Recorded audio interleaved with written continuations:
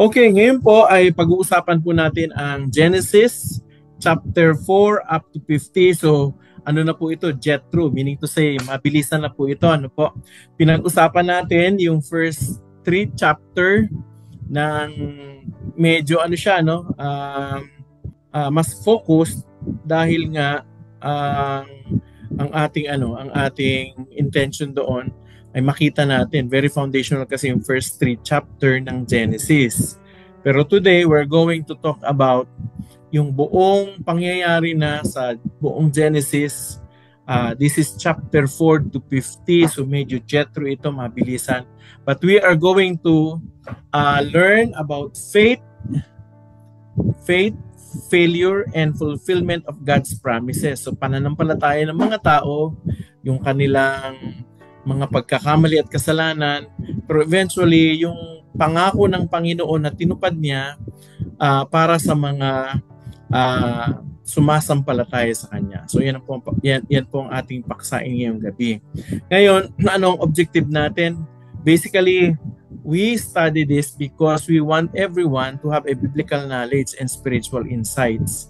Through this, I pray that we will be guided on how to read Genesis, and as we read Genesis, we'll be able to see the unfolding of God's promises. Meaning to say, nakita natin yung first 3 chapters kung paano ginawa ng Panginoon yung buong mundo. Eventually, nakita natin, napaka-perfect. It was so beautiful, but eventually, because of the entrance of sin, eventually the beautiful creation of God eventually became marred with sin.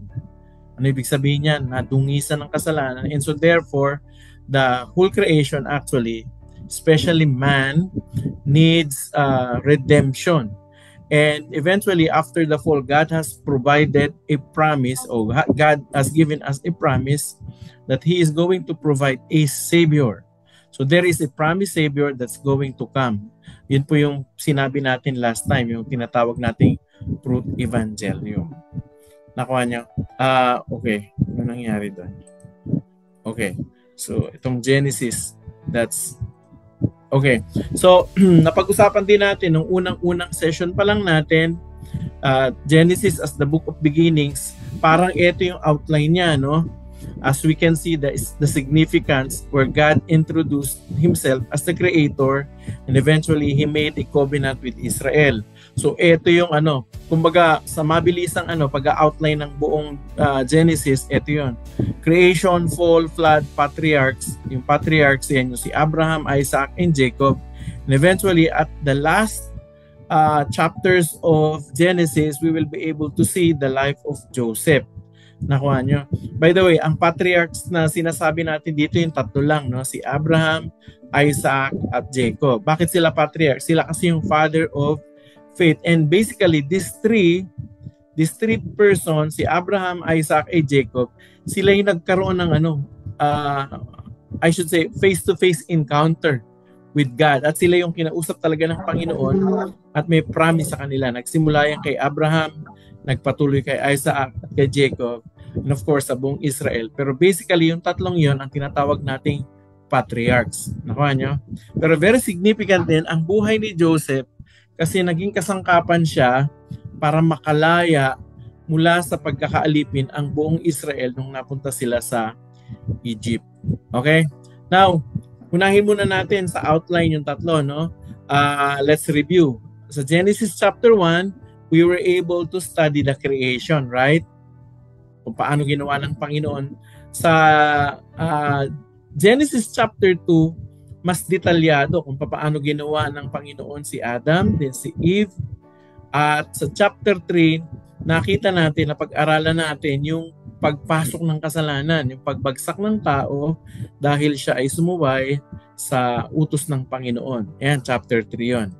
Now, sa yung kasunod niyan, we are going to learn about the spread of sin. Pagkatapos nung bumagsak sa kasalanan ng tao, kumalat na yung kasalanan. So nandyan, pag-aaralan natin mamaya si Cain at si Abel. Tapos yung baha, the flood. And of course, the Tower of Babel. So Cain and Abel, the flood, and Tower of Babel. Pagkatapos nun, yung chapter 12 to 50, yan na yung buhay ng patriarchs. Si Abraham is the father of faith. Isaac and Jacob, we're going to see the blessing in the transformation, how God worked in their lives. And eventually, at the last chapters, we will learn from how God used Joseph, no, to save Israel from slavery. So yung pinaka-outline ng ng Genesis. Kumbaga pa parang ganito lang, yung chapter 1 to chapter 11, yan yung foundational. Nakuha nyo? Chapter 1, creation. Chapter 2, Adam and Eve. Chapter 3, the fall. Then from chapter 4 to 11, yan yung Cain and Abel, baha or the flood, Tower of Babel. Tapos yung kalahati ng Genesis, yung chapter 12 to 50, yan ang buhay na ng patriarchs and Joseph. So madali lang kabisaduhin, di ba? Yung first half, 1 to 11, creation, and up to Tower of Babel. Then the second half is the patriarchs and Joseph. Now, let's go for the Genesis chapter 4 verse 11.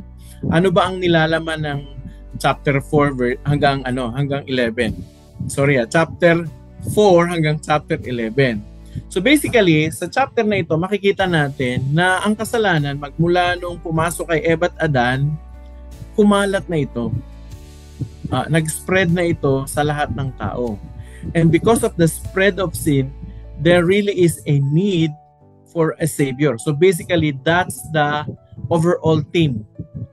Because of the spread of sin, we will see the need for a savior. Kailangan talaga natin ng tagapagligtas. So ano-ano yung mga highlights na makikita natin yan? By the way, I'm hoping that you are reading Genesis. Ang gawin pala natin ganito, basahin nyo, o kung hindi nyo man mababasa, at least pakinggan nyo sa audio Bible ang buong Genesis. Habang naglalaba kayo, nagpapahinga, habang nagluluto, i-play nyo lang yung Genesis from chapter 1 hanggang chapter 50 para maririnig nyo yung kwento. Magkakaroon kayo ng overview. Nakuha nyo? Mas maganda rin kung babasahin natin. Pero yeah, the least that we can do is listen to the audio Bible. So overall, alam niyo yung meron na ba rito sino sa inyo rito ang nabasa na ang buong Genesis? Paki-type lang ng ng yes doon sa chat box natin. Okay? Kung nabasa niyo na yung buong Genesis, pakilagay ang yes. Okay? So others will be encouraged to read it also. Kung hindi pa, okay lang. Pero ang challenge ko sa inyo is you listen to audio Bible yung the whole Genesis. Now let's move forward. Okay, chapter 4, ano yung story doon? Ang story ay tungkol kay Cain at Abel. Ano yung nangyari doon? Well, itong dalawang ito ay sumamba sa Panginoon. Si Abel, siya ay shepherd. So nag-aalaga siya ng mga hayop, nagtitender siya ng mga hayop. At si Cain naman ay farmer. Nyo? Itong dalawang ito, basically, they get the what is best actually from their livelihood. Basically, si Abel, ang ginawa niya, kumuha siya ng best ng kanyang mga tupa. At ang ginawa niya, nag-offer siya, nag-worship siya kay God using yung sinunog na tupa ang tawag natin burnt offering. Siguro magtatanong tayo, kanino niya natutunan to? Of course, natutunan niya ito sa tatay niya. Of course, hindi naman nakasulat sa Genesis, pero most likely kasi ganun ang noon mga tao. What they are practicing actually, they learn it from their father. So, most likely, yung kanyang pag-o-offer ng burnt offering kay Yahweh ng best of his produce o yung land, natutunan niya kay Adam. Kaya lang, sad to say, si Cain, ang inoffer niya, imbis na burnt offering din, na lamb katulad ng kay Abel, ang ginawa niya yung sarili niyang paraan. Yung sarili niyang paraan ng pagsamba ang kanyang ginawa. So, ano ginawa niya? Yung kanyang mga pananim. Yun ang kanyang inoffer kay God. Kaya lang, ang tinanggap ni God na offering o burnt offering ay yung kay Abel. Why? Basically, it was the correct form of worship. Eventually, we will be able to see that kasi pagdating kay Moises, yun ang kanyang prescribe. How people are going to approach God, and that is by killing a lamb. You know what? Killing of lamb actually is going to be a foreshadow what's coming. It actually pictures Jesus Christ in the coming days, who will be the ultimate sacrifice so that our sin will be what? Our sin will be atoned or will be paid for. Mababayaran. Nakuha nyo? So, tama talaga yung ginawa ni Abel. Nakuha nyo? Sinunod niya yun kasi nga yung pagsusunog ng lamb o ng tupa, picture yun ng Panginoong Kristo na darating sa New Testament. Nakuha nyo? And Jesus Christ will be the ultimate sacrifice to pay for our sins. Nakuha nyo? Ngayon, yung kay Cain, sariling diskarte niya yun. Yung kanyang pagsamba, yung inisip niya lang ayon sa kanyang sariling kagustuhan.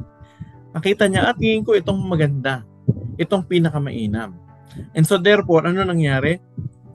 Hindi yung tinanggap ni God. Kasi ganito mga kapatid, no?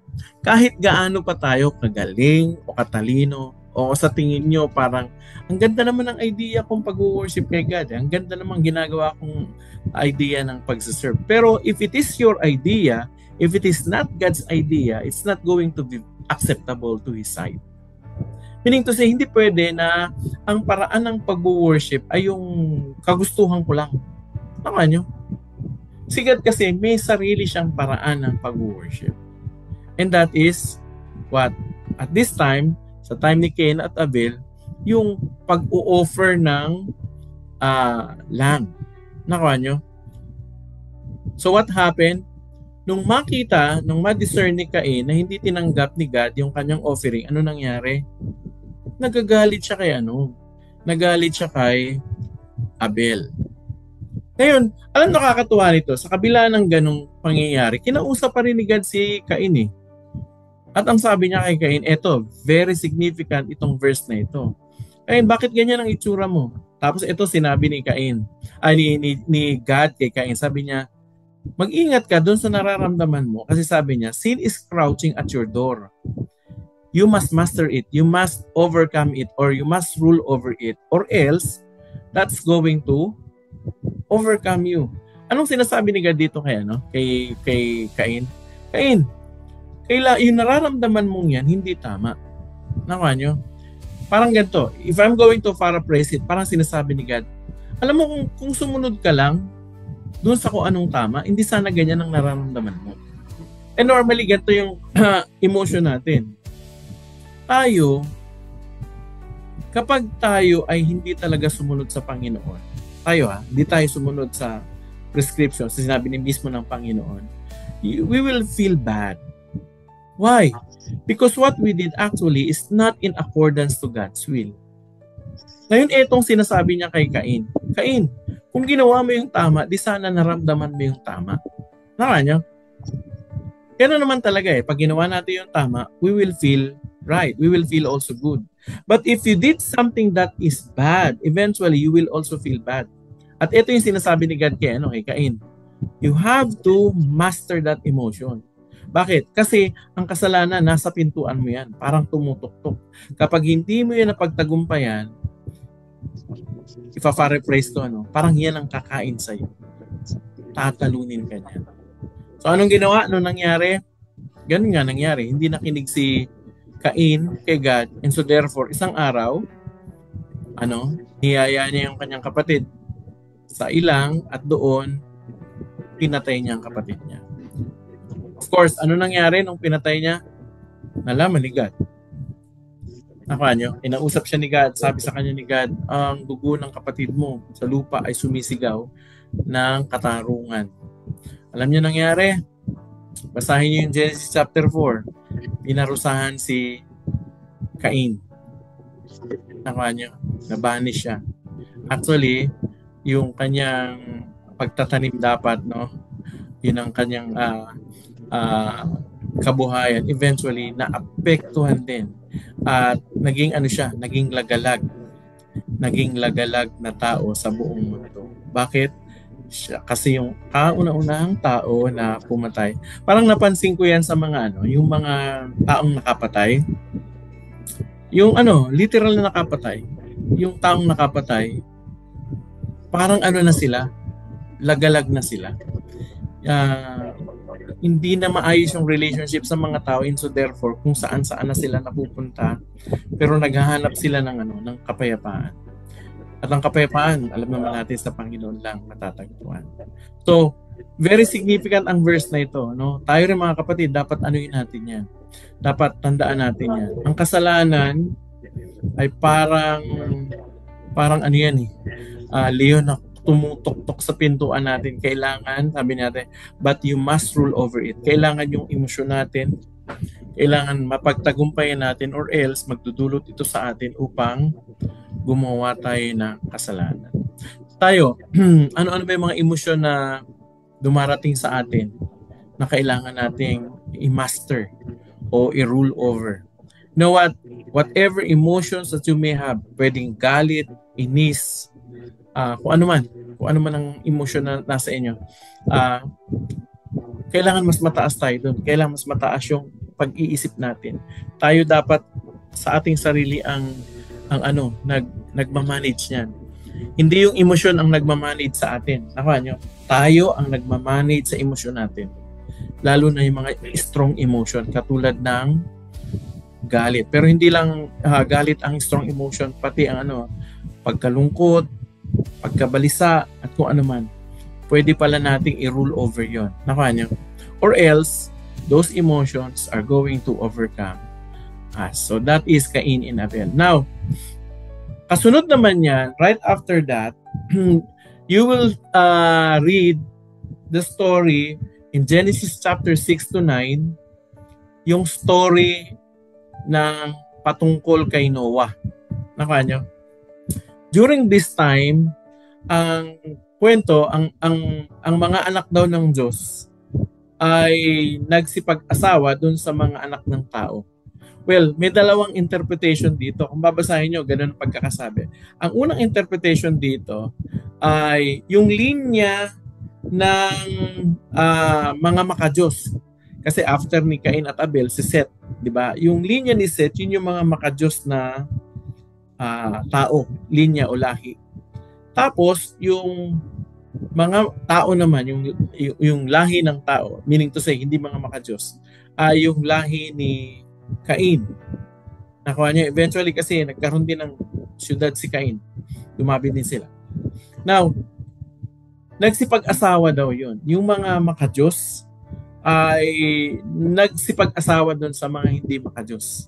Sa madaling sabi, nakurap yung mga tao.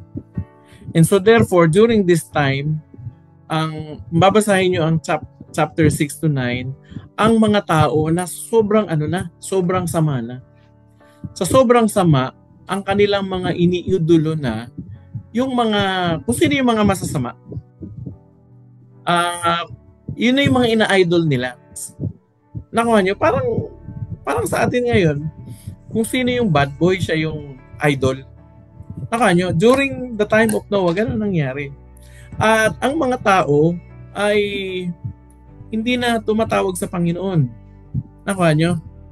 Ang another interpretation naman ng ibang mga theologian dito, yung mga anak daw ng Diyos, ay sinasabi nila, mga anghel daw yun, bumaba sa lupa, tapos nakita nila mga anak ng tao, nagsipag-asawa daw sila. So, nung nagsipag-asawa sila, eventually, nagkaroon daw ng mga giants. Nakuha nyo? Tawag nila ay Nephilim. Because of that, yung mga giants ang mga naging heroes. Pero they were actually bad. So, at this time, yung kasamaan talagang lumaganap. At walang sino mang tao na matuwid sa Panginoon maliban kay Noah. Eventually, si Noah, dahil siya ay lumalakad ng may pananampalataya sa Panginoon, binigyan siya ng revelation ni God.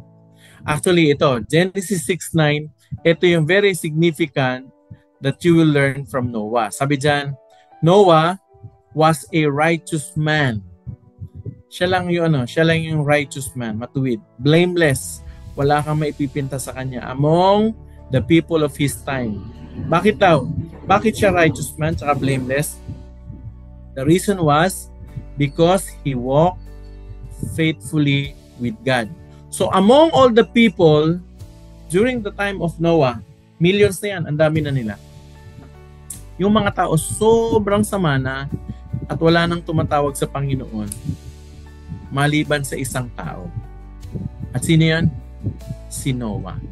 At si Noah, sinabi ng Diyos, he is a righteous man and blameless. Bakit siya righteous man and blameless? Because he walked faithfully with God. Wow! Alam niyo, napakagandang nito, description ni Noah. He is a righteous and blameless person. And the reason why, because he walked faithfully with God. Grabe. In fact, before Noah, there was a man named Enoch. Nakanya? Itong si Enoch, he walked with God. He walked with God to the point where God said, of course, it's not written, but in the Bible, it said that God took him. Anong ginawa ni God? Dahil sa sobrang close nila, kinuha na siya, hindi siya namatay. At theologians believe that he was taken by God to his presence in heaven. Kaya hindi siya namatay. Nakuha niyo? So, at this time, dito rin, sa time na ito, mababasa nyo rin sa chapter 6 to 9, yung pinakamatandang tao na nabuhay sa buong mundo. Sino yun? Assignment niyo yun. Hanapin nyo, basahin nyo kung sino yung pinakamatanda. 969 years old siya. At alam nyo, yung pangalan niya actually, ang ibig sabihin, when the time actually comes, nung namatay siya actually, yung pangalan niya is a prophecy of the coming flood. Nakuha nyo?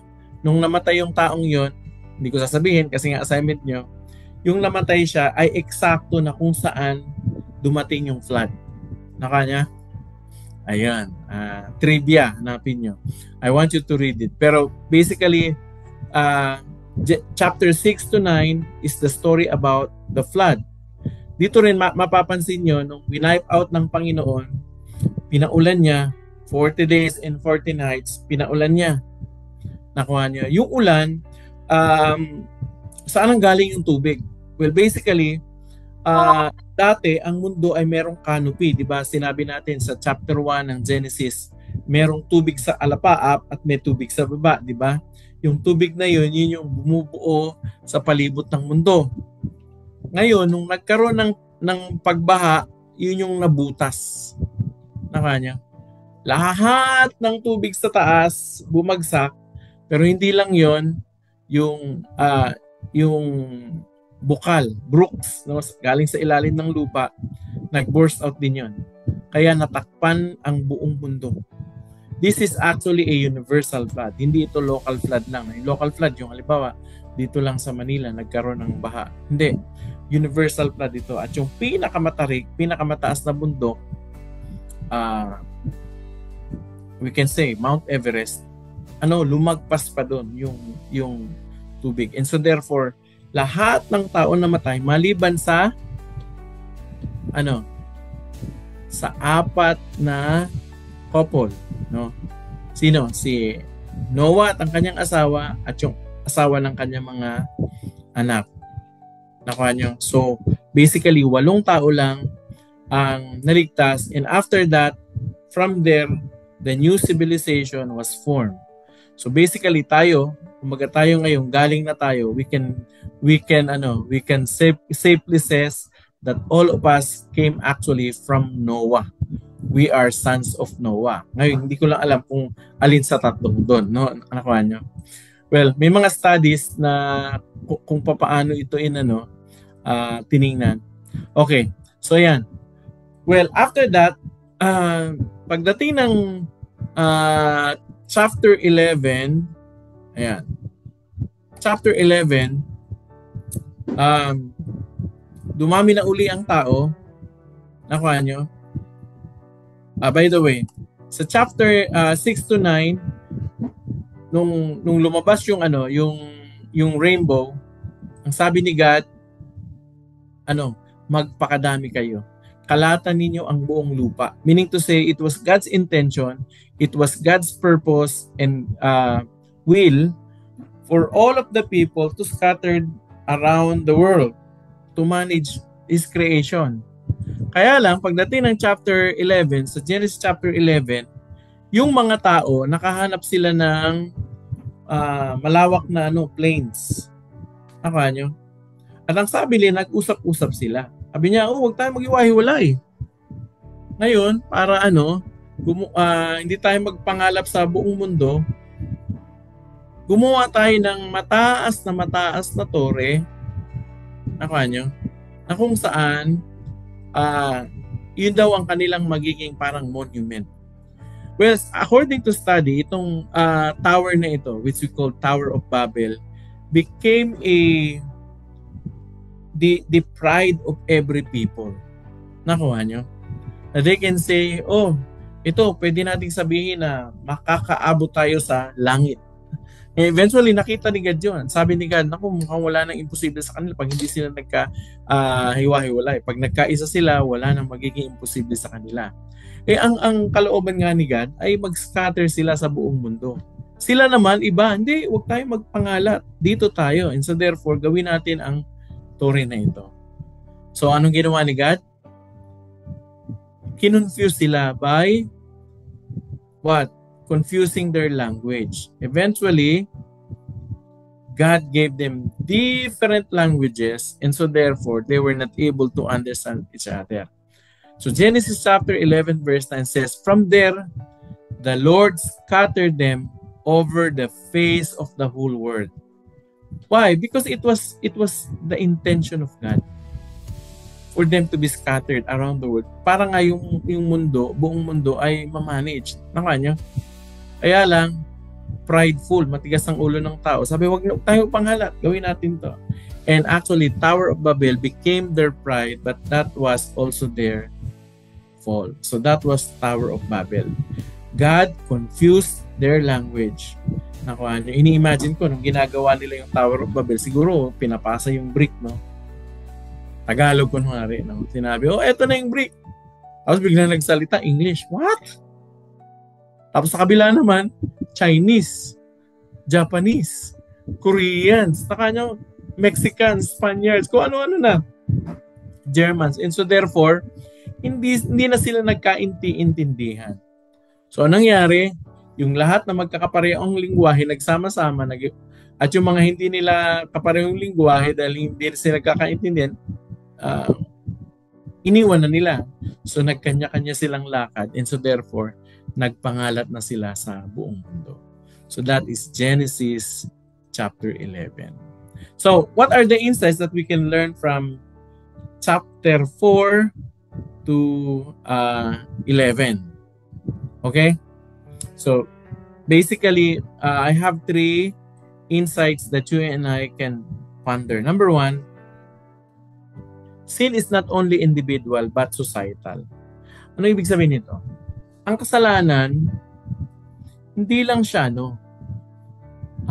personal na nagagawa natin. Ang kasalanan ay naghahari hindi lang sa tao kundi sa grupo din. Like halimbawa sa time ni Noah, nag-spread out yung kasalanan. Na kailangang i-wipe out ng Panginoon buong mundo, maliban dun sa 8 na nakaligtas. Bakit? Kasi kinurap na ng kasalanan hindi lang ang mga individual na tao kundi yung buong society na. Nakuha niyo? At yun ang malungkot kapag ang kasalanan ay tanggap na ng masa o ng mga tao. Nakuha niyo? Parang ganito. Nung early 60s, 1960s, di pa ako buhay na. 74 ako nabuhay. Pero naririnig ko, nung early 60s, wala ka daw makikitang mga bakla o tomboy sa kalye na nagkalat. Meron man siguro, pero naka-closet, nakatago. Pagdating ng 70s, wala pa rin halos. Nakuha nyo? Tapos pagdating ng 80s, siyempre buhay na ako, unti-unti na may mga lumalabas na. Hanggang sa 90s, parang tanggap na. Ngayong 2020, ay naku, tanggap na. In fact, pinaglalaban pa nila, nandun na sila nasa gobyerno na din. At yung iba, nasa simbahan na. In fact, may mga quote-unquote religious group ngayon na they said that they are Christian, pero they are into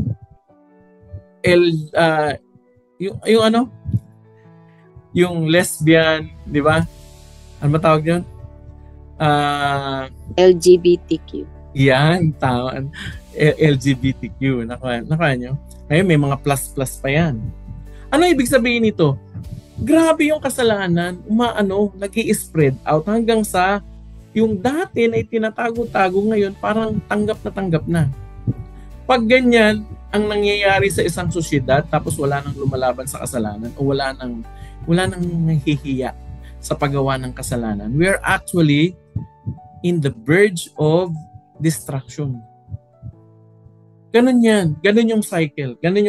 Kapag yung kasalanan hindi na mapigil, ang kasunod niyan destruction na.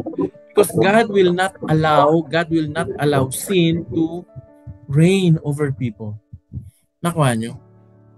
Ganyan ang nangyayari. So sin is not only individual but it is also societal. That is also what happened in the Tower of Babel. Nakuha nyo? Nagkaisa na sila. Sabi, huwag tayong umalis dito. Sinasabi ng Panginoon magpangalat. Ayaw nila. Talagang they're opposed to the idea of God. And that actually became their pride. May mga theologians na nagsasabi na yung Tower of Babel daw actually were a place where they quote-unquote worship themselves. Or they're now actually trying to, kasi they would like to reach the heaven. They're starting to worship the stars and eventually looking into themselves na gusto rin nilang quote-unquote maging God. Nakuha nyo? And that is pride. Okay, number 2, insights that we can learn from this. God still seeks faithful like Abel and Noah even in the midst of sinful people. Hanggang ngayon nakikita natin ngayon na ang sosyedad pasama ng pasama. Pero alam nyo, hanggang ngayon, ang Diyos ay hindi tumitigil, naghahanap siya ng mga tao na gustong lumakad kasama niya. Nakuha niyo?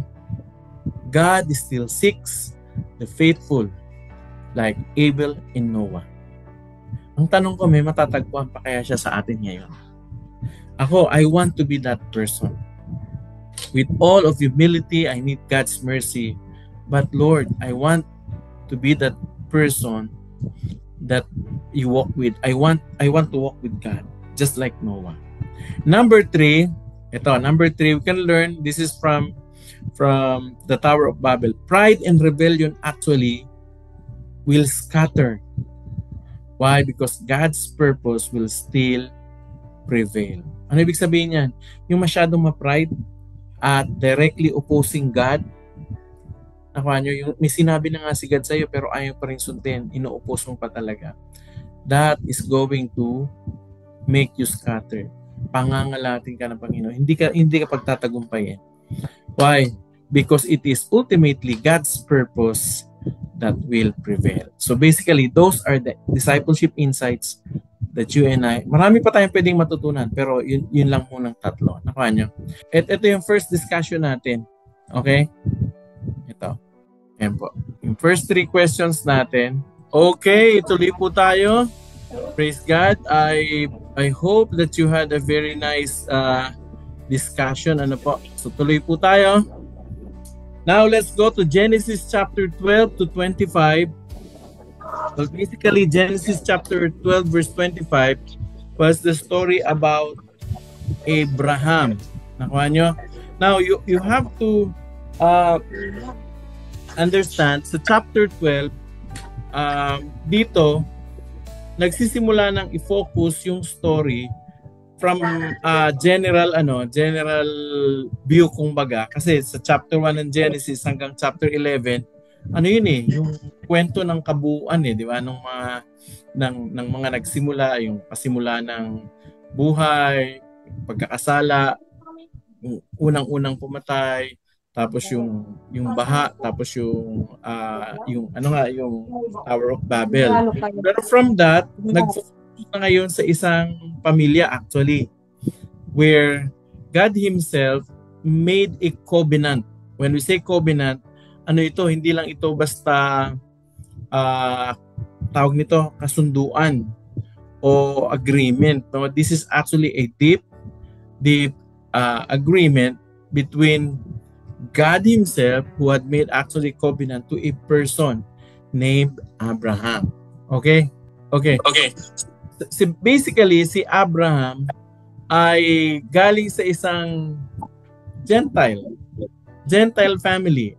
Pangalan ng tatay niya si Terah. Galing sila actually, magugulat kayo kung saan siya galing. Alam niyo kung saan galing? Sa modern Iran. Nakuha niyo? Persia. Before it was called Babylon. Nakuha niyo? Teka, let me check. By the way, may nag-chat sa akin kanina. Hinulaan niya na kung sino daw yung pinakamatandang lalaki sa... Sino? Methuselah. Ayan, Methuselah. Okay, trivia. Basahin natin. Alam niyo ba kung ano ibig sabihin ng Methuselah? Bago tayo pumunta sa Patriarch. No? Methuselah, ang literal meaning daw niyan ay his death shall send. Or literally meaning, ang Methuselah means when he is dead, it shall be sent. And most theologians said that his name actually was an interpretation of the coming flood. Meaning to say, once na mamatay si Methuselah, darating yung inaasahan at yung baha ngayon. So, actually, nung sa Bible school, inano namin yan, kinumpute namin yung age from Adam, tapos si Noah, tapos si Methuselah. Nagpang-abot pa sila actually. Parang great grandson pa ni Methuselah si Noah. Nagpang-abot pa sila. Yun nga, nung namatay si Methuselah, that was actually the time na kung saan dumating yung baha. And it speaks of his name. When he is dead, it shall be sent. Okay. Now, let's go back. Chapter 12 to 25. Sa chapter 12 dito, nagpo-focus na ngayon sa isang tao or eventually sa isang pamilya. Nakuha nyo? Anong ginawa? Si God nag-reveal siya sa isang tao na pinili niya. At ang pangalan ay Abraham. Nung nagpakita siya kay Abraham o nag-reveal siya kay Abraham, si Abraham binigyan niya ng very clear instruction. At ang very clear instruction, sabi niya, umalis ka dyan sa tahanan ng iyong mga ninuno at pumunta ka sa lugar na ituturo ko sa iyo. At eventually, yung lugar na yon, hindi pa napuntahan ni Abraham. Hindi pa napuntahan ni Abraham. Nagtiwala lang siya sa Diyos na sasamahan siya at kung saan man yung ituturo niyang lugar, sabi niya, yun ang pangako ko sa'yo, bibigay ko yan sa'yo. Nakuha niya. And we are going to learn yung timeline. Itong nakikita nyo, basically, ito yung parang timeline, no? pag sinabi nating patriarchs, these are the fathers of faith. No? Nakuha nyo? Most likely, approximately, 2000 BC sila. Ano ibig sabihin ng 2000 BC? 2000 years bago dumating si Jesus. Okay? Patriarchs ang tawag niya. So, 1,500, yun naman yung time ng mga prophets. Okay? 1,500 BC. Mapapansin nyo, pabaliktad, no?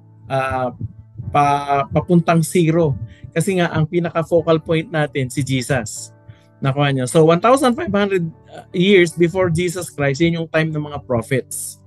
Tapos, 1,000 years BC, o 1,000 years before Christ, yun naman yung time ng mga kings. O let's just call it princes, no? Para may alliteration. Patriarchs, prophets, princes. Tapos, 500 BC, yan naman daw yung time ng mga priest. Nakuha nyo? Yung mga priests, yan yung time ni Aaron, Moses, Aaron, and so on. And of course, 0 BC, yan yung time na kung saan si Jesus Christ ay dumating. Yun yung pinaka-sentro natin. At tayo naman ngayon, di ba ano ngayon? 2025 ngayon, di ba? So 2025 ngayon, bakit palaki? Kasi magmula kay Jesus Christ hanggang ngayon, binibilang naman natin na meron ng 2025 years magmula nung ipinanganak si Jesus Christ. Nakuha niyo? If we're going to summarize, yung parang ganito daw yan. From Adam to Abraham, it is approximately 2,000 years. Nakuha niyo? At from Abraham to Jesus, it is 2,000 years. Nakikita niyo po ba? Kita niyo po? Yes po. Kita naman po, ano? Amen. Praise God. Amen. Okay. So, from Abraham to Jesus, 2,000 years yan. So, from Abraham to Jesus, approximately 4,000 years. Pero from Jesus up to now, present church, yung ngayon yan, nasa 2,000 years na rin tayo. Actually, 2,000 years and 25 kasi 2025 na tayo. Napansin niyo ba yung pattern?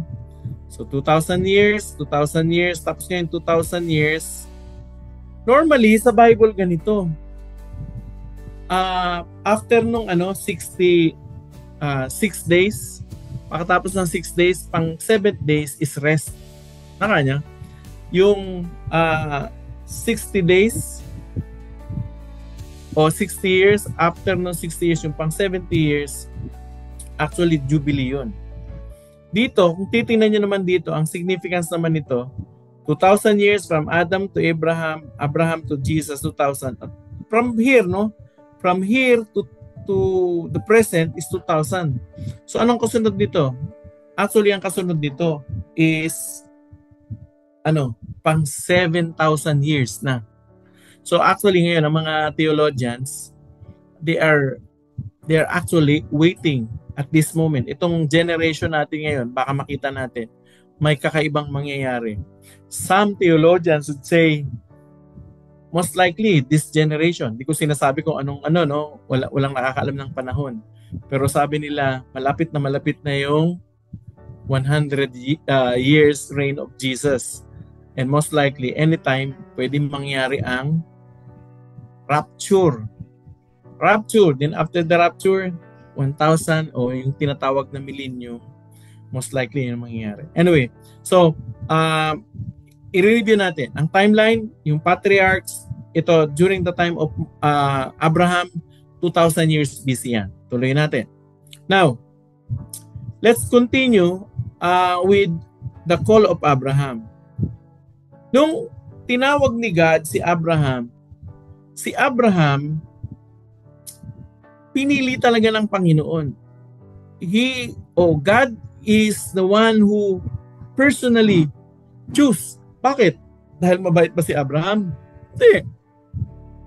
Dahil ba banal siya? Hindi. In fact, galing siya sa isang Gentile.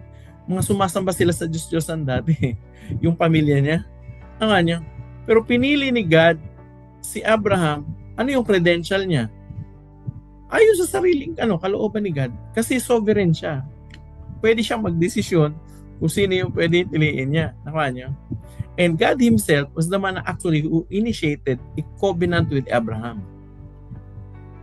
Nakuha niyo? Walang pwedeng sabihin si Abraham na kaya ako pinangakuan ni God ng ganito kasi ako ay matalino. Walang ganoon.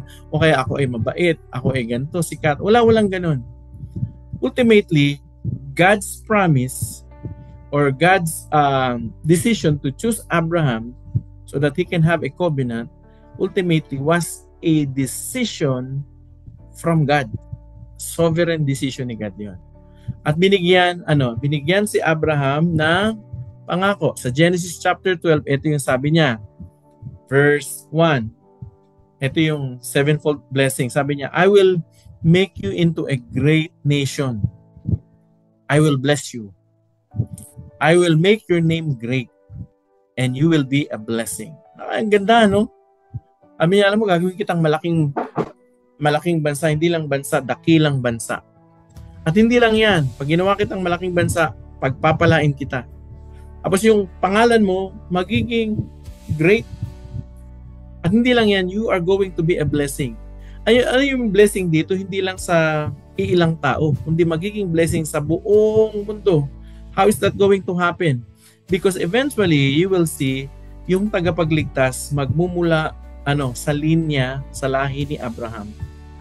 Nakuha niya. At yun yung mga susundan natin sa mga darating na kabanata ng pag-aaral natin. Nasabi ni God, I will bless those who bless you, and whoever curses you, I will curse. And all people on earth will be blessed through you. Wow! What a blessing! And this blessing actually was given originally to Abraham, but it was passed on to Isaac and Jacob, and Jacob, who is actually Israel. Nakuha niyo?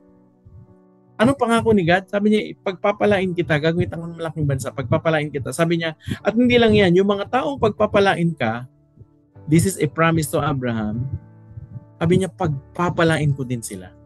Pero yung mga taong isusumpa ka, susumpain ko din sila. No wonder, no? No wonder, kung titingnan mo sa history ng Israel, kung sino yung mga taong binibless ng Israel, they're actually blessed also by God. Even individual, group, or even a nation. A nation that bless Israel. Nakuha niyo? Whoever curses Israel, they're actually cursed also. And throughout the history, merong theology actually ang tawag ay anti-Semitism. Ano yung anti-Semitism? Yung mga Semites kasi ito yung lahi ni Abraham. May mga tao na gustong i-annihilate. Ayan. Tamang term. There are people who would like to annihilate Israel. Gusto nilang patayin. Gusto nilang burahin sa mapa ang lahi ni Abraham. Pero alam niyo, hindi sila magtatagumpay kasi yung blessing ni God, binigay niya na noon pa man. Nakuha niyo? At sinabi ni God, those who are going to bless you, they will be blessed also. Those who are going to curse you, they will be cursed also. Now, in Genesis chapter 15 to 17, very significant ito. Kasi this verse actually echoed in the New Testament. This was actually one of the bases where Paul in Romans says that the just will live by faith. Nag-uugat ito kay Abraham. No, ito yung covenant ni God kay Abraham. So nung si God nangako kay Abraham, sabi niya pagpapalain kita, i-bless kita at magiging blessing ka sa mga marami. Alam niyo anong ginawa ni Abraham para kalugdan siya ng Diyos? Nagpenitensya ba siya?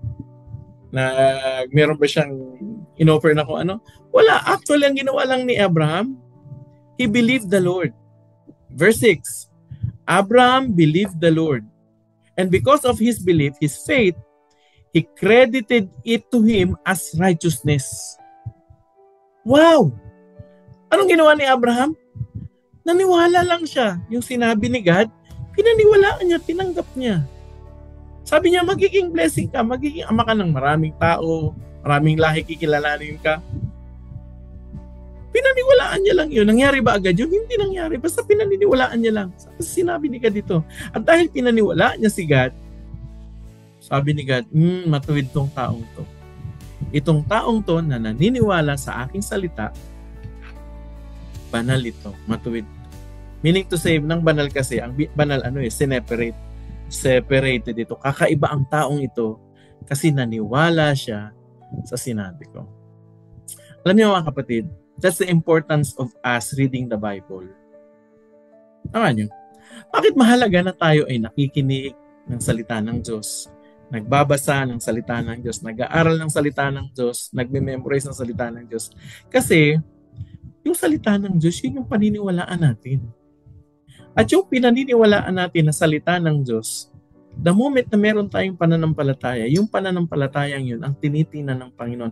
He cherishes faith actually. In every person who believe Him, He credits them as righteous people. Naman yun. Hindi dahil mabait tayo. Hindi naman tayo mabait eh. Hindi dahil sa dami kong nagawa o whatever. No.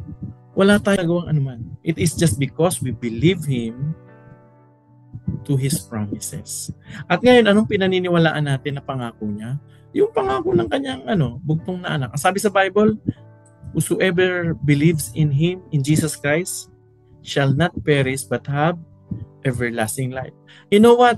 Even up to now, whoever person, whatever, sino pa man, anybody who believes in that promise, God credits him as a righteous person. Nilalagyan siya ng katuwiran, righteousness, dahil naniniwala siya dun sa pangako na binigay niya. Nakuha niyo? Yan, very significant yung verse na yan. Now, of course, in Genesis chapter 23, pinangakuan ni God si Abraham, Abraham, magiging malaking bansa ka. Kaya lang, 99 na siya. Wala pa ring anak. At 10 taon kasi yung ni Sarah 90 Sarah. Wala pa ring anak.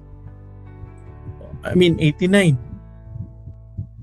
Tuyo na. Literally tuyo na talaga sila. Tuyong-tuyo na. Pero sabi ni God, magkakaanak ka. In fact, nung pumunta si God, actually, we believe the Trinity actually, 3 persons, visited Sarah and Abraham. At nung kinakausap ni Yahweh si Abraham, sabi niya, this time, at this time next year, sabi niya, you will have your son.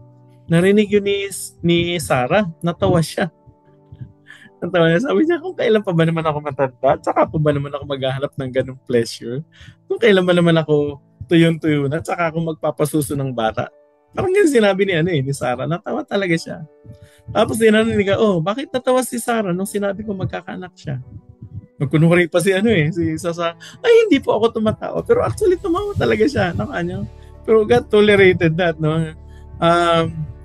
Eventually, nung sumunod na taon nga, nagkaanak siya. At ano ang pinangalan sa anak? Isaac. Alam niyo kung ano yung literal meaning ng Isaac? Na ang ibig sabihin ng Isaac, nakakatawa. Natatawa ka talaga kasi pag nalaman mo yung history ni Isaac, ilang taon ng tatay mo nung pinanak? 100 years old po. Yung nanay mo, 90 years old po. Matatawa ka talaga, di ba? That's why, ang pinangalan sa kanya, Isaac. But eventually, that laughter, yung meaning kasi ng Isaac is laughter, that laughter actually brings joy in the heart of Abraham. Imagine niyo, matagal ka na nag-iintay ng anak mo, hindi ka magkaanak-anak. At nung tumating, anong mangyari? Siyempre, may focus mo lahat ng attention mo, lahat ng pangarap mo to sa anak mo, di ba? And at this time, most likely, this is what happened. Hindi nakasulat sa Bible to. Silent ang Bible dito. Pero most likely, ganito nangyari. I-focus sobra ni Abraham yung kanyang affection, yung kanyang focus dun sa anak niya. That God needed to test him so that Abraham will be able to realize sino nga ba talagang mahalaga sa akin? Si God o yung anak ko? That's why, anong sinabi ni God kay Abraham? Abraham, pumunta ka doon sa bundok na ituturo ko sa'yo, dalhin mo yung anak mo kasi i-offer mo siya. Maliwanag yung kay Abraham. Maliwanag na sinabi ni Yahweh, i-offer mo yung anak mo. At ang ibig sabihin ng offering, kasi ginawa ng maraming beses ni Abraham to, nag-o-offer siya, pag ino-offer sa altar, pinapatay. So anong ginawa niya? Naglakad sila ng matagal, malayo, hanggang dumating sila sa bundok. Nasa bundok na sila, iniwan nila yung kanilang mga alipin sa paanan ng bundok. Sila na lang ni Isaac ang umakyat doon sa Mount Moriah. At doon sa Mount Moriah, ang dala-dala niya yung sulot, saka yung kahoy. Nagtanong pa nga si Isaac. Sabi niya, Dad, kumbaga, ipa-paraphrase ko na lang, Dad, meron tayong apoy, meron tayong kahoy, pero wala tayong i-offer.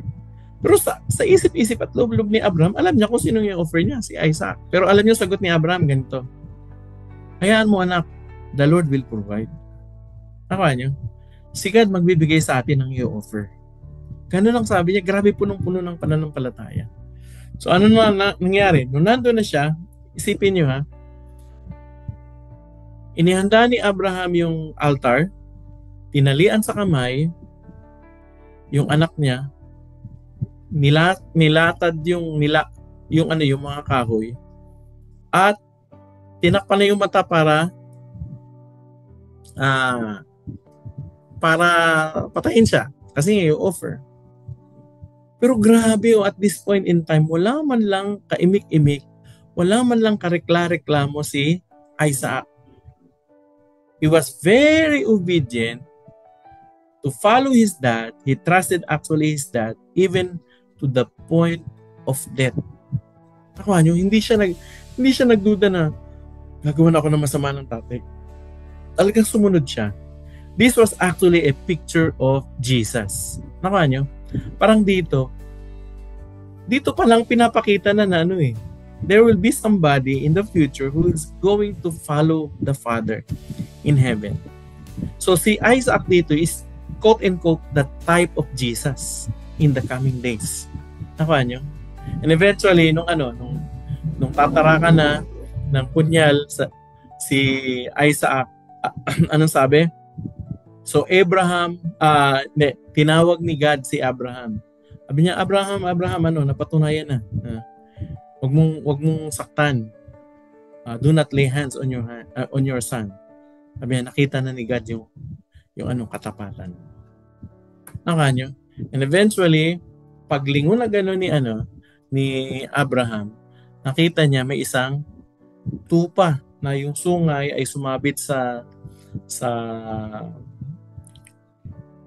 bush, sa halamanan. Hindi siya makaalis. At yun ang kinuha niya, at yun ang inialay niya kay Yahweh. And eventually, that place, ito, very significant ito kasi dito, nakilala niya si God kung sino si God. Mas lalo, mas malalim. So Abraham called that place, the Lord will provide. And to this day, it is said, on the mountain of the Lord, it will be provided. Dito nanggaling yung salitang Jehovah Jireh. The Lord will provide. Kaya sabi, on the mountain of the Lord, it will be provided. Alam niyo, nakakatuwa rito. Kasi, buti na lang sumunod si Abraham.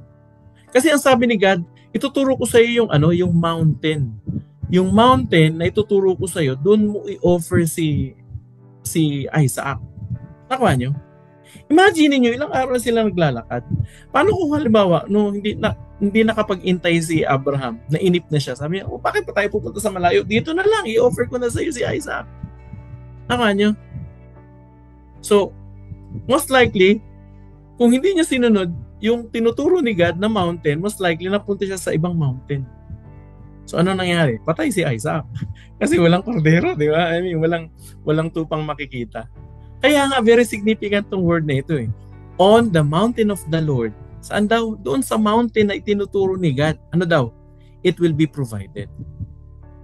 Do not just say that the Lord will provide. Yes, the Lord will provide. Pero I tell you, you have to find the mountain where God is telling you.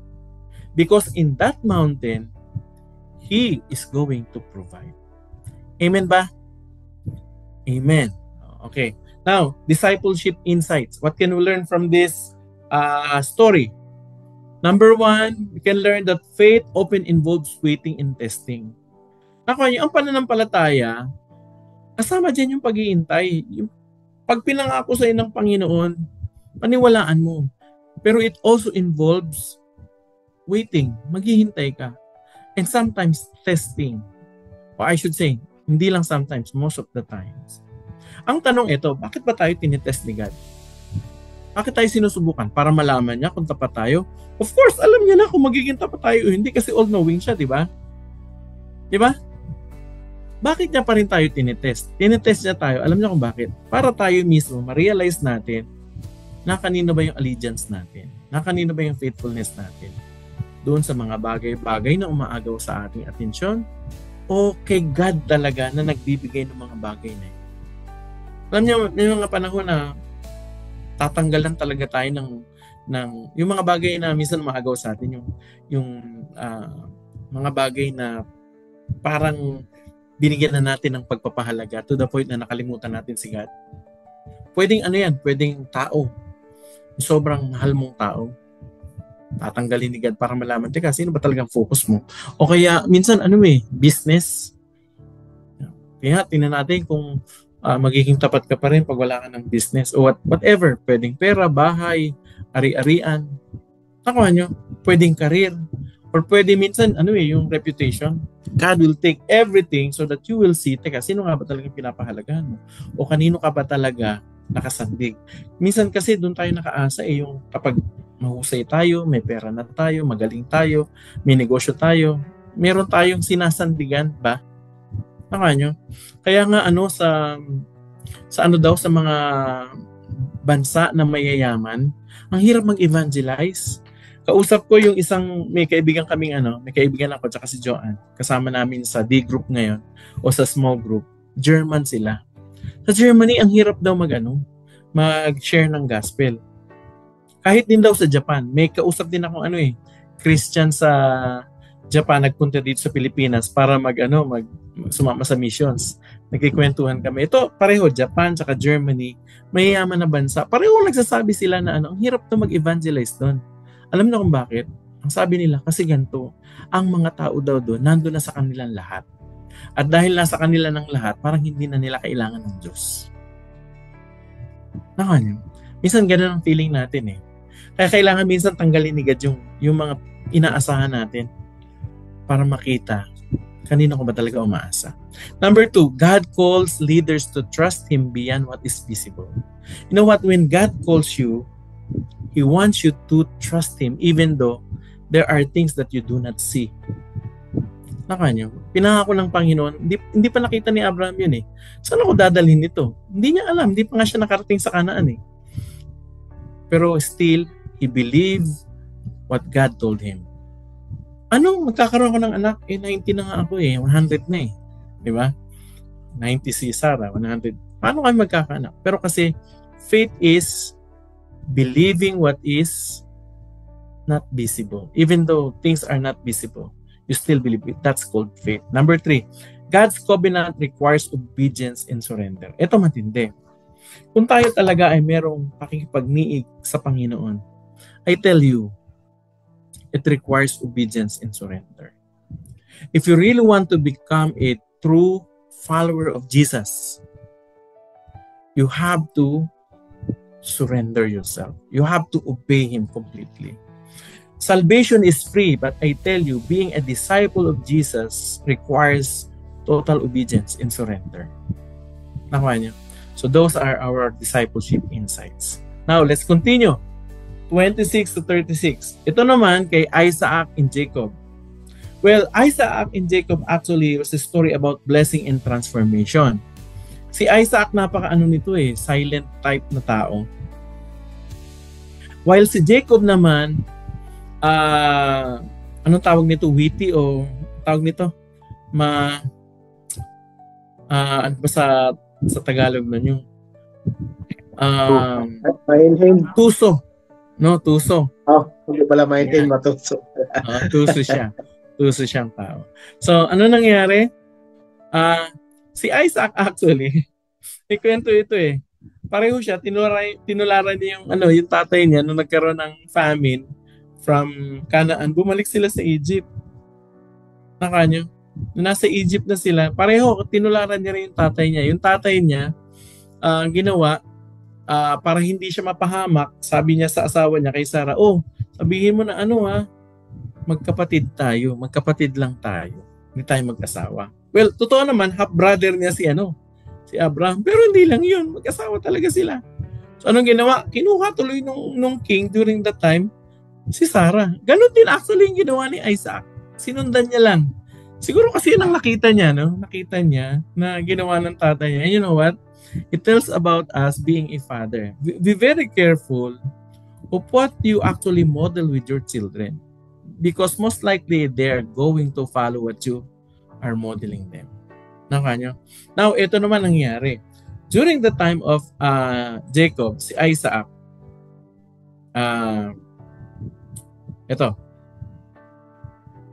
chapter 26 muna pala tayo. Dito, makikita mo na si Isaac were actually, personally, kinausap siya ni God. And because of that, Isaac built an altar there and called on the name of the Lord. Basically, you will notice he followed actually the model of his father. Every time na may darating sila sa isang lugar, gagawa siya ng altar, he is going to call upon the name of the Lord. Na-model yun ni Abraham. Pero hindi lang yun, pati yung yung pagsisinungaling tungkol sa kanilang asawa na kapatid. Nakuha niya. Now, nagkaroon si Isaac ng dalawang anak. Basically, kambal. Sino to? Si Esau at si Isaac. Dito pumapasok actually anong tawag nito? Favoritism. Favorite ni Isaac, si Esau, si Jacob naman, ang favorite ng asawa niya, si Elizabeth. Nakawan niyo? So therefore, kasi siguro si Esau, mangangaso, medyo manly, mga lalaki, syempre gustong-gusto yun. Tapos, ito namang si Jacob, taong bahay, and so therefore, dahil taong bahay, laging kasama ng kanyang nanay, and so therefore, favorite ng kanyang nanay. Ayun, nung mamamatay na itong si Isaac, tinawag na si Esau. Sabi niya, para maibigay ko sa yung blessing, dalhan mo ko dito ng hayop na hinuli mo sa ilang. Narinig yun nung nanay nung dalawa. Siyempre, favorite niya si Isaac. So, ang ginawa niya, si Jacob, no? Favorite ni Isaac si Esau, favorite ni Elizabeth naman, nung nanay si Jacob, no? Ang ginawa, nagsabuatan yung dalawa para lokohin yung kanilang tatay. Pero bago pa yun,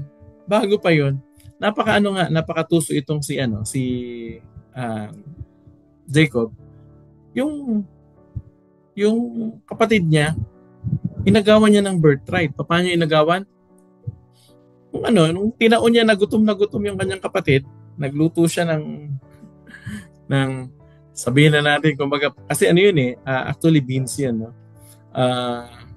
Nung nagluto siya nun, gutom yung kapatid niya, syempre sa kanya yun, niluto niya. Sabi yung kapatid niya, bigyan mo ako niyan. Sabi, hindi kita bibigyan ito, maliban na bigay mo sa akin yung birthright. By the way, birthright kasi, napakahalaga nun. Ang ibig sabihin ng birthright, double portion of blessing actually, ang ibibigay sa iyo. Pero once na ikaw ay may hawak ng birthright, ang ibig sabihin nun, ikaw din ang mangangasiwa sa buong sambahayan. Meaning to say, you are responsible actually for the whole family, household. Nakuha nyo? Ngayon, sabi ni Esau, ano pa yung birthright na yan kung mamamatay ako sa gutom. And so therefore, pinagpalit niya yung kanyang birthright. Ganon lang. Meaning to say, hindi parang binaliwala actually. Kasi birthright is a position of responsibility. Hindi kinuha ni Esau yung position of responsibility.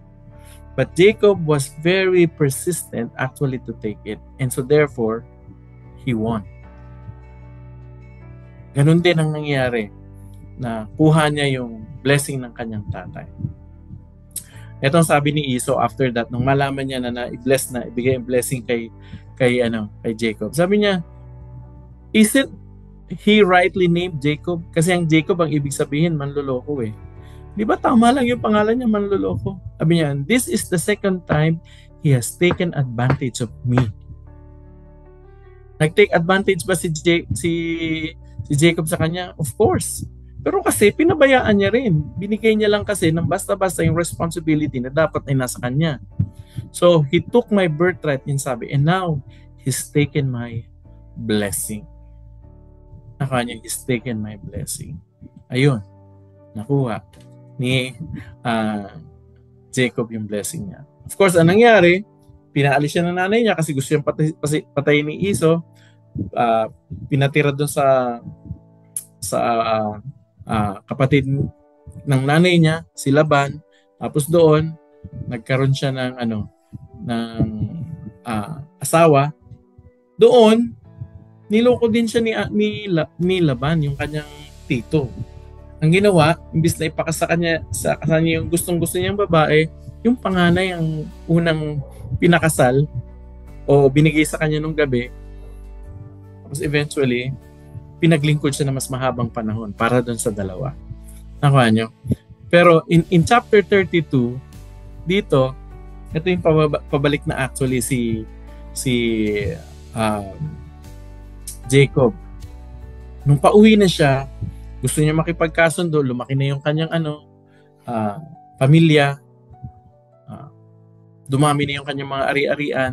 Nung papalipat na sila, patawid na sila ng ilog, dito na-encounter niya si God. Ano nangyari? Nakipag-wrestling siya. Verse 28, then the man said, eventually, magdamag sila nag-wrestling. Ayaw niya magpatalo. Nung bandang huli, tinanong siya ng lalaki. Yung lalaki hindi niya pa una kilala eh. Sabi niya, who are you? Sabi niya, Jacob. Sabi niya your name will no longer be Jacob, but you will be called Israel. Ano yung Jacob? Yung Jacob manloloko eh. Dahil ang pangalan mo dati manloloko, pero ngayon, nang na-encounter niya itong lalaking ito, sabi niya, papalitan ng pangalan mo. And you know what? Yung na-encounter niya na actually, ang pagkakabanggit sa Bible ay angel of the Lord. Normally, angel of the Lord refers to the second person of the Trinity. It was the pre-incarnated Christ, meaning to say, ito yung God the Son. Pero of course, hindi pa pinapanganak, di ba? Kasi pinanganak siya sa New Testament. Pero nandun na si Jesus, God the Son. And he was actually the angel of the Lord, called angel of the Lord, the second person of the Trinity. Ito yung nakapag-struggle sa kanya. Sabi sa kanya, because you have struggled with God and with human, and you have overcome. You know what? Yung pangalan ni Jacob na manloloko, pinalitan ng Israel. At alam niyo, ibig sabihin ng Israel? Prince of God. Naging prinsipe siya ng Panginoong Diyos at nagtagumpay daw siya. So, what insights can we learn from all of these things? Sabi niya, discipleship insights, 1 to 3. Okay. You know what? We can learn from these stories that God uses imperfect people to accomplish His perfect plan. Ay nakakatuwa sa Panginoong Diyos, no? Kasi kahit si Abraham, hindi siya perfect. Si Jacob, hindi rin siya perfect. Si Isaac, lalo na hindi rin perfect. Yung tatlong yun, Abraham, Isaac, and Jacob, they were not perfect. But you know what? Even people are imperfect. If they believe God, God can still accomplish His perfect plan. And He uses imperfect people. Kaya siguro sasabihin mo, ganito lang ako, mahina ako, hindi ako perfecto. Okay lang yan. God can still use you for His perfect plan. Number 2, transformation comes through struggle, surrender, encounter with God. Ano ibig sabihin nito? Alam niyo yung totoong pagbabago talaga sa buhay? Kapag nakita mo, nag-struggle ka, Tapos eventually, sumurrender ka kay God kasi na-encounter mo siya. Naka nyo? True transformation comes when you encounter God. So, as a discipleship leader, kayo, mga leader kayo, yun ang anuhin natin. Yun ang goal natin every day. That encounter with God. Whenever you read the Bible, every day, in work, in families, in problems, lagi yung tatanungin, nasaan si God dito? Where is He working? Where am I going to encounter it? Always look where God is working and have an encounter with God. Alam niyo kung bakit? Because only with encounter with God, transformation occurs. Number 3, leadership is shaped in the wilderness. Si Abraham, si Isaac, si Jacob, they're the patriarchs. But you know what? Their leadership were actually shaped in the wilderness. Ano yung wilderness? Ito yung lugar na kung saan, parang barren, di ba? Tuyo, mahirap ang buhay. May mga struggles. Okay lang yun. Kung mahirap ang buhay mo, may mga struggles ka, may mga pinagdadaanan ka, whatever it is, you know what? Yun nga yung ginagamit ni God para mas maging effective ka na leader at lingkod niya. Ang kanyang leadership is shaped in the wilderness. Okay, last story. Bilisan na natin. Genesis chapter 37 to 50. From 37 to 50, dito makikita nyo na yung kwento ni Joseph. And entitled this, God's Sovereignty in Suffering. Nakuha nyo? So, ilan ang anak ni Jacob? Nagkaroon siya ng 11 anak, eventually pang 12 si Benjamin, di ba? Pero may isang katangi-tangi na favorite siyang anak kasi itong anak niya na ito, anak ni Jacob, anak niya dun sa pinakamamahal niyang asawa. Remember, meron siya 2 asawa at 2 concubine, di ba? And so therefore, dahil itong anak niya ay galing dun sa asawang mahal na mahal niya, so favorite niya. Ang problema lang nito, yung favoritism niya, sobrang kitang-kita ng mga kapatid. To the point na yung mga kapatid, galit na galit naman dun sa anak na favorite niya. Tapos hindi lang yun, itong anak pa na ito na favorite ng tatay nila, nagkaroon ng vision o ng panaginip. Naka nyo? Ito yung panaginip. In Genesis 37 verse 5, Joseph had a dream and when he told it to his brother, they hated him all the more. Nung nagkaroon siya ng panaginip, kinuwento niya sa mga kapatid niya. This was actually, listen to this, this was actually God's revelation personally to Joseph. Si God, kinakausap si Joseph ng kung anong plano niya kay Joseph. Naka nyo? Kaya lang, ito si Joseph, medyo madaldal magkwento. Ano yun sa mga kapatid niya? Oy, napanaginipan ko. Lahat daw tayo may bungkus tayo ng trigo. Tapos yung bungkus ng trigo nyo, yumuko doon sa bungkus ng trigo ko, yung sa akin nakatayo. Tapos another panaginip. Napanaginipan ko yung araw daw tsaka yung buwan. Tsaka yung 11 bituin. Lahat sila yumukod sa akin. Siyempre, itong mga to, yung mga kapatid niya, alam na alam ang ibig sabihin. Ano ibig mo sabihin? Iyuko kami sa'yo, ikaw magiging leader namin. Nakuha nyo? That was actually a revelation of God to Joseph. Kaya lang eventually, it was taken by his brothers as something against them. You know what? Meron tayo rito, may insight tayo dito actually. Ito kapag si God mayroong personal message sa inyo, be very careful to share it, not to share it with others. Unless God tells you to. Ano ibig sabihin niya? Kung meron sa yung sinasabi si God, revelation, o may message si God, keep it to yourself.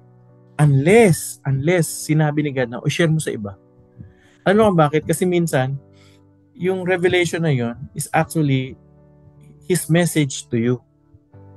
And if you share it to others sometimes, baka yung iba mainggit o kaya it will be taken differently by other people. Nakuha nyo? Kaya be very careful. Kung merong mensahe sa ang Panginoon, take it to your heart. Halimbawa, may binigay sa yung pangarap si God. Take it to your heart. Mag-ingat ka sa mga pagsesharean mo. Kasi eventually, baka yung mga pagsesharean mo, sila pa yung maging hadlang para, mo. Ang ganun eh. Pero eventually, what happened, nainggit yung yung mga kapatid. So, ang ginawa sa kanya, isang araw, nung dinadalhan sila ng pagkain, hinulog siya sa balon, tapos nung may mga travelers going to Egypt, binenta siya. Buntik na siyang patayin. Mabuti na lang yung kapatid niya, yung panganay na kapatid, sinabi na, huwag natin patayin. Ibenta na lang natin. So, ibinenta siya. Napagkasundoan ng ibenta. Tapos, nireport ng mga kapatid sa tatay na, namatay. Di po ba ito yung yung magarang damit? Tingnan nyo nga po kung itong damit ng anak niyo. Ninagyan nila syempre ng tugo. Tapos, dinagdagan ng kwento. Ay, nasila yan ang mabangis na hayop, namatay. Syempre, nagdalamhati ng gusto si Jacob kasi pinakamamahal niya yun eh. Pero actually, hindi totoo. Niloko siya ng mga anak niya. Pansinin niyo, no? Yung mga panloloko na ginawa ni Jacob noon sa kapatid niya, sa tiyuhin niya, sa ibang mga tao, eventually na-rape niya o naani niya doon naman sa mga anak niya. Yung mga anak niya naman ang naloko sa kanya. Ganun yun eh. Kung ano yung tinanim natin, yun yung aanihin natin. So nagdalamhati ng gusto si Jacob. Pero itong si Joseph naman, nung napunta siya sa Egypt, nabili siya ng isang may posisyon sa pamahalaan, si Potiphar. So ginawa siyang katulong. At doon sa pagiging katulong niya doon sa tahanan ni Potiphar, napansin ni Potiphar may kakaiba sa taong to. Nakuha niyo? Napansin niya na sinasamahan siya ng presensya ng Panginoon. Alam niya, kitang-kita sa buhay niya. At dahil nga sa kanya, nakasulat din sa chapter 13 into 40, umunlad yung kabuhayan ni Potiphar. Kaya lang matipuno at magandang lalaki ito si Joseph. Yun pala, habang wala si Potiphar, si Mrs. Potiphar pinagnanasaan si Joseph. At ilang beses siyang sinabihan. Sabi niya, sipingan mo na ako. Hindi lang isang beses, kung babasahin niyo yung kwento, basahin niyo talaga. Paulit-ulit na sinasabi ni Potiphar, sipingan mo ako. Kapag may opportunity siya, kapag sila nilang dalawa, sipingan mo ako. And you can just imagine, during that time, ano yung suot nila? Siguro ganito, no? Ito lang ang suot ni Joseph na pag hinila, hubot-hubad na agad siya. Anong ginawa? Nung na-corner siya, itong sinabi, diniretsa ni Joseph si Mrs. Potiphar. Sabi niya, no one is greater in this house than I am. My master has withheld nothing from me except you, because you are his wife. How then could I do such a wicked thing and sin against God? Grabe. Napagtagumpayan niya. Alam natin mga lalaki to, no? Kahinaan natin itong bagay na ito. Pero napagtagumpayan niya. Bakit napagtagumpayan niya? Kasi ang nasa isip niya, kapag ginawa ko ito, hindi ko lang ito ginagawa against the person o against sa amo niya. Sabi, pag ginagawa ko ito, this is going to be a sin against God. And because of that mentality, it actually stopped him from doing what is wrong. Alam niyo, magandang prinsipyo yun. Kung maiisip natin na tayo halimbawa ay gagawa na ng isang kasalanan, isipin natin na actually itong gagawin natin ang masasakta na unang-una, ang mapapahiya na unang-una sa ating buhay ay ang ating Diyos. And so therefore, makakatulong yun upang magdesisyon tayo ng tama. Lalo na sa panahon na parang nadidimla na yung utak natin dahil ang nananaig ay pagnanasa na o ang kagustuhan sa isang bagay. Mapaglilinaw nun yung ating isip. Pag maiisip natin na itong gagawin ko, masasaktan nito at mapapahiya ang pangalan ng Panginoon. Yun ang ginawa ni Joseph. So ano nangyari? Nung nakulong siya, doon sa kulungan, uy grabe, nag-prosper uli yung buong kulungan. In fact, to the point na yung warden sa kulungan, Wala na siyang nakikitang kaguluhan kasi maayos na maayos ang pamamalakad sa pamamagitan din ni Joseph. Nakanya, tapos may nakakulong ng dalawa. Itong dalawang to nagkaroon ng panaginip. Itong dalawang to happen to be servants of Pharaoh, yung king ng Egypt. Sabi, nagkikwentuhan sila, nagkaroon kami ng panaginip. Nakuha nyo? And you will notice, Genesis 29 to 23, you will always read something like this sa buong kwento ni Joseph. Because the Lord was with Joseph and gave him success in whatever he did. So, the success of Joseph was actually rooting from the presence of God. Nagets niyo po? Hindi dahil sa kung ano pa man. Yung presensya ng Panginoon, dahil sinasamahan siya, kaya siya matagumpay. Alam niyo yun ang mithiin natin. Nasamahan talaga tayo ng Panginoon. Kasi if God is really with us, I tell you, there will be success. So ano nangyari? Yung dalawa, nagkaroon ng panaginip, in-interpret niya, sabi yung isa, yung baker, yung cupbearer, sabi niya, after 3 days, babalik ka sa service ng king. Yung isa naman, yung baker, after 3 days, papatayin ka. So nagkatotoo nga yun. Nagkatotoo yun. Eventually, what happened? Fast forward, nagkaroon ng panaginip uli ang Pharaoh, naghanap ng interpreter, si Joseph ang nirekomenda nung cupbearer.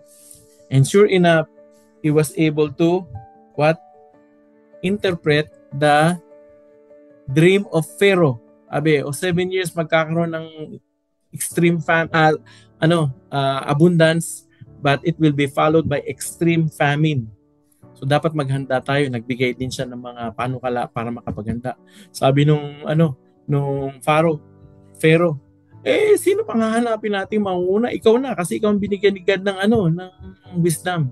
And so Joseph became the second most powerful in Egypt, or even the whole known world during that time. Kasi sabi ng mga scholars, during this time daw, Egypt is the most powerful country. Nakuha nyo? Fast forward, nagkaroon ng kagutuman sa buong mundo. Yung mga kapatid niya, nabalitaan, si Isaac, nabalitaan na sa Egypt ay merong pagkain. Inutusan yung mga anak na, punta kayong Egypt, muna kayo doon. Makipagkalaka lang kayo para makakuha tayo ng pagkain. Pumunta sila doon, nakita na ni Joseph, pero hindi siya nakilala, di ba? Nung una, pinahirapan niya yung kanyang mga kapatid para makita niya kung nagsisisi nga ba ito. Eventually, nung nalaman niya nagsisisi na sila, nagpakilala siya at the end of the story. Na madaling sabi, dahil doon, nalaman ni Jacob, buhay pala yung kanyang isa sa pinakamamahal na anak, si Joseph. So from Canaan, yung buong angkan ni Isaac, dinala ni Jacob dinala sa Egypt, at doon binigay sa kanilang the best land. Doon sila nag-flourish ng matagal, and eventually at the end of Genesis chapter 50, ito na, nung namatay na yung tatay nila, namatay na si Jacob. Sabi ng mga kapatid, baka anuhin tayo, pagpatay na yung tatay natin, gumanti. Pero itong sinabi ni Joseph sa kanila, you intended to harm me, but God intended it for good, to accomplish what is now being done, the saving of many lives. Sinasabi niya, alam nyo, kung inisip nyo sa akin noon ay gawin ng masama, pero ginamit ng Panginoon yung mga bagay na yon para mapabuti tayo, para mailigtas ang marami. Naalala ko tuloy yung Romans chapter 8 verse 28. God works, di ba? God works all together for good for those who love Him. Yung lahat doon nangyayari sa atin, masama man yan sa paningin natin, actually, pinahihintulutan ng Panginoon kasi eventually, may maganda siyang plan. Yun yung parang sinabi ni Joseph dito. Okay. At the end of chapter 50, makikita nyo, yung last verse doon, basahin nyo, makikita nyo that you will see that Joseph died. Nakuha nyo. It was actually about the death of Joseph. Kung mapapansin niyo, yung buong Genesis, nagsimula siya sa buhay, di ba? When God created Adam, He gave him life. Pero at the end of Genesis, it ended with the verse that is about death. Nagsimula sa buhay, pero dahil sa kasalanan, nagtapos yung Genesis sa kamatayan. Pero itong maganda nito, ang Genesis, ang libro naman ng Bible hindi natatapos sa Genesis. Kasi may revelation tayo. Nakuha nyo? Pero yun, Genesis started with life and it ended the story about death. So what can we learn from this? Tatlong bagay ulit. God is at work behind the scenes even in suffering. Alam nyo, kahit sa gitna ng mga pagsubok ni Joseph, ang Panginoong Diyos hindi siya iniwan. At alam nyo, yung mga kahirapan niya nga, ginamit niya yun to orchestrate yung pinakaplano niya. Nakuha nyo? Kaya, kahit minsan masakit at hindi natin nakikita kung paano kumikilos ang Panginoon, magtiwala pa rin tayo na He is in control. Number 2, forgiveness is a powerful testimony of God's grace. Alam niyo na magpatawad si Joseph sa kanyang mga kapatid. That speaks a lot about the person, Joseph.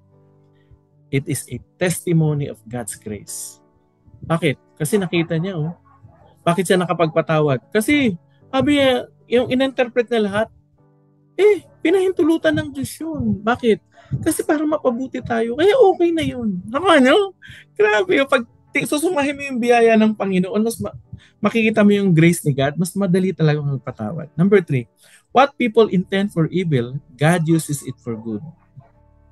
Sometimes people will do evil on you, or in you, or to you, or to your family. And sometimes God will allow it. But you see, when God allows it, He has a greater and better plan. Just wait for what God is going to do in your life. So that is Genesis, mga kapatid. That is Genesis chapter 4 up to 50. Ayan.